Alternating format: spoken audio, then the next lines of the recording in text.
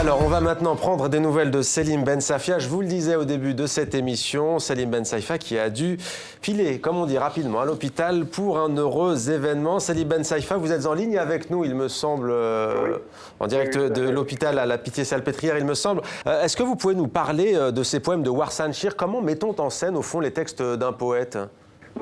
Son texte parle d'une immigration, c'est-à-dire de la raison qui pousse une personne aujourd'hui à quitter son pays.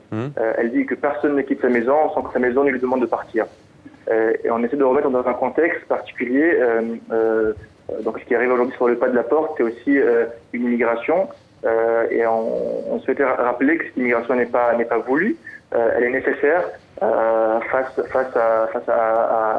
à des attentats, face à des événements qui se passent dans plusieurs pays aujourd'hui, et que personne n'est à l'abri de ça.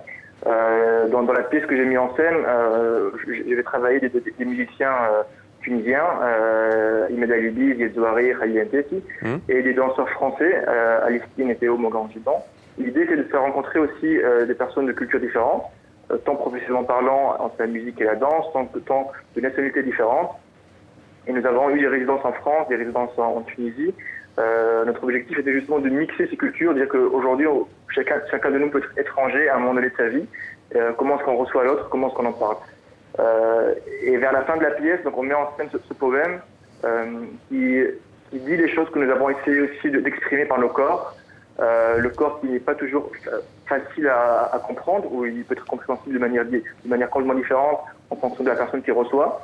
Et l'idée, c'est de mettre en scène ce très beau poème pour pouvoir aussi expliquer ce qu'on voulait dire par cette pièce et mettre des mots sur notre gestuelle. Alors, Selim Ben Safia, je précise que cette nuit de la poésie, elle se tient en même temps à l'Institut du monde arabe, mais aussi dans 8 autres villes de la Méditerranée et du monde arabe. Selim Ben Safia, on sait que l'un de vos credos, c'est de démocratiser la danse. Quelques mots peut-être sur la danse contemporaine en Tunisie. Comment se porte-t-elle? On sait que c'est un des arts expressifs qui a vraiment pris son envol, notamment après le départ de Ben Ali.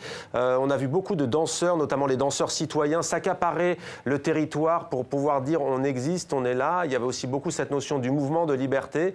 Comment va la danse contemporaine aujourd'hui en Tunisie? Écoutez, je pense que l'art contemporain en Tunisie a beaucoup évolué. Vous l'aviez dit, après la révolution, après le départ de Ben Ali, il y a eu un besoin de s'exprimer, un besoin de dire les choses. Donc, beaucoup de danseurs sont mis au travail pour pouvoir en parler. Aujourd'hui, je pense que la danse contemporaine en Tunisie, elle n'est pas encore démocratisée complètement. C'est-à-dire qu'il y a encore des personnes qui n'osent pas pousser la porte d'un théâtre pour aller voir des spectacles. Avec ma compagnie, on a mis en place un festival en Tunisie qui s'appelle les Hors-Lits. C'est écrit Hors-Lit, en dehors du lit. Et l'idée est justement de faire de monter des spectacles chez l'habitant.